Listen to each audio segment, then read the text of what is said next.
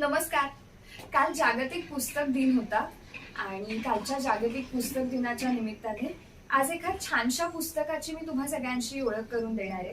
खरं तर हा व्हिडिओ कालच करायचा होता, पण काही कारणामुळे ते शक्य नाही झालं. तर जागतिक पुस्तक दिनाचं औचित्य आज साधत ह्या पुस्तकाची मी तुम्हा सगळ्यांना आज माहिती सांगणार आहे. कविता स्मरणातल्या आणि खाली एक नाव दिसतंय शांता जनार्दन शेळके, म्हणजे अर्थातच शांताबाईंचं हे पुस्तक आहे. आणि आजचा व्हिडिओ कवितेशिवाय जरी असला तरी कविता त्यातनं कुठे लांब नाहीये, कारण हे पुस्तक म्हणजे काव्यसंग्रहच आहे. पण या पुस्तकाचं वैशिष्ट्य म्हणजे हा शांताबाईंचा काव्यसंग्रह नाहीये, तर हा शांताबाईंच्या स्मरणातल्या कवितांचा काव्यसंग्रह आहे आणि नावही अगदी समर्पक आहे, कविता स्मरणातल्या.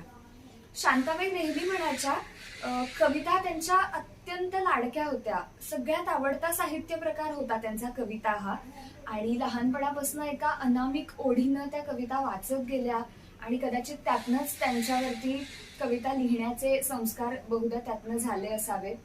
तर शांताबाई या पुस्तकाच्या प्रस्तावनेत सुद्धा म्हणतात की कविता खूप वाचत गेले मी, कविता आवडत गेली मला मनापासून.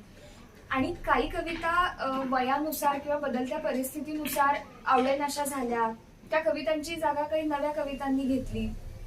पण या सगळ्यात अशा काही कविता होत्या ज्या कायम त्यांच्या हृदयाच्या जवळ राहिल्या, कायम त्यांच्या मनाच्या खूप खूप जवळ राहिल्या, ज्या कधीच रिप्लेस होऊ शकल्या नाहीत. तर अशा सगळ्या कविता म्हणजे कविता स्मरणातल्या. अशा अनेक वेगवेगळ्या कवींच्या कविता यामध्ये आहेत. शांताबाईंनी त्यांच्या आवडत्या म्हणून ह्या दिलेल्या आहेत. हे पुस्तक म्हणजे किंवा यातल्या कविता म्हणजे शांताबाई अंतर्नाद मासिकातून एक सदर चालवायच्या, कविता स्मरणातल्याच नावाचं. आणि त्यामध्ये शांताबाई त्यांची आवडती कविता आणि त्याचं रसग्रहण द्यायच्या. असं हे खूप लोकप्रिय सदर शांताबाईंनी अंतर्नादमधून चालवलं.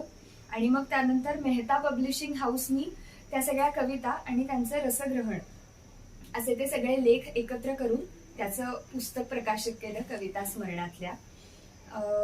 खरं तर सामान्य रसिकाला कवितेचा प्रांत फार अवघड वाटतो, कविता जड वाटते, अर्थबोध होत नाही कवितेतून, किंवा कवीला काय सांगायचंय हेच बऱ्याचदा समजत नाही. आणि म्हणूनच आपण शाळेत असेपर्यंत फक्त कवितांशी संबंध ठेवतो, संदर्भासकट स्पष्टीकरण लिहिण्यापुरता, आणि नंतर आपण कवितेशी पूर्णपणे डिटॅच होतो. पण इतकं सुंदर जर रसग्रहण कुठे वाचायला मिळणार असेल तर अर्थातच कवितेचा प्रांत कुठल्याही सामान्य रसिकासाठी अगदी सोपा होऊन जातो. शांताबाईंनी फार ओघवत्या आणि सोप्या शैलीत प्रत्येक कवितेचं रसग्रहण दिलंय. आणि असं लक्षात येतं की त्या कवितेमागे शांताबाईंची स्वतःची सुद्धा काहीतरी एक छोटीशी गोष्ट आहे, असं रसग्रहण वाचताना सातत्याने लक्षात येतं आपल्या. कविता आपल्या शांताबाईंच्या आवडत्या कविता आपल्या सुद्धा आवडत्या व्हायला लागतात जसं जसं आपण वाचत जाऊ तशा.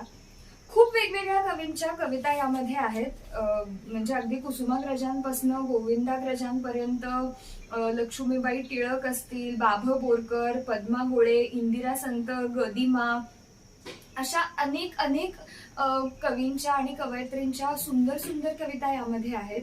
मी हे पुस्तक वाचलं तेव्हा काही कविता माझ्या पटकन आवडत्या होऊन गेल्या आणि आता त्या माझ्या सुद्धा हृदयाच्या अत्यंत जवळच्या झाल्यात. यातली इंदिरा संतांची एक कविता आहे, डोळा वाटुली संपेना नावाची. ती कविता माझी फार फार आवडती झाली आहे. शांताबाईंमुळे मला ही कविता सापडली, या कवितेशी माझी ओळख झाली, इंदिरा संतांची कविता. त्यानंतर पद्मा गोळेंची एक कविता यामध्ये आहे, मी घरात आले नावाची. ती सुद्धा स्त्रीवादी कविता आहे आणि अतिशय छान कविता आहे. विष्णू श्रीरंग जोशांची एक कविता आहे, आईची कविता ह्या नावाने. ती सुद्धा फार गोड आहे. तर अशा खूप अभ्यासपूर्ण आणि अतिशय छान कविता यामध्ये आहेत. संवेदनशील काही कविता सुद्धा यामध्ये आहेत आणि त्याचं तितक्याच संवेदनशीलपणे रसग्रहण शांताबाईंनी आपल्याला दिलंय. ते वाचून आपल्याला कविता अगदीच सोपी वाटायला लागते, आवडायला लागते. तर असं हे छानसं पुस्तक. मी जेव्हा डिसेंबर महिन्यात पुण्यात आले तेव्हा भांडारकर इन्स्टिट्यूटमध्ये एक खूप छान पुस्तकांचं प्रदर्शन सुरू होतं. त्या प्रदर्शनाला मी भेट दिली आणि तिथे मला हे पुस्तक मिळालं आणि तिथनं मी हे पुस्तक घेतलं. सगळ्यांनी संग्रही ठेवावं असं, वाचावं असं हे पुस्तक आहे, कविता स्मरणातल्या. बऱ्याचदा असं होतं, जसं मी मघाशी म्हणाले तसं की काव्यसंग्रह घ्यायला आपलं मन तयार होत नाही, कारण त्याला अनेक कारणं आहेत. कविता जड वाटते, अर्थबोध होत नाही. पण जर अशा छानशा रसग्रहणासकट जर काव्यसंग्रह मिळणार असतील तर आपल्या सगळ्यांना ते वाचायला नक्कीच आवडेल. असं हे पुस्तक आहे. तुम्ही सगळ्यांनी सुद्धा हे मिळवून नक्की वाचा. यातल्या कविता तुमच्या सुद्धा नक्की आवडीच्या होतील अशी खात्री आहे मला.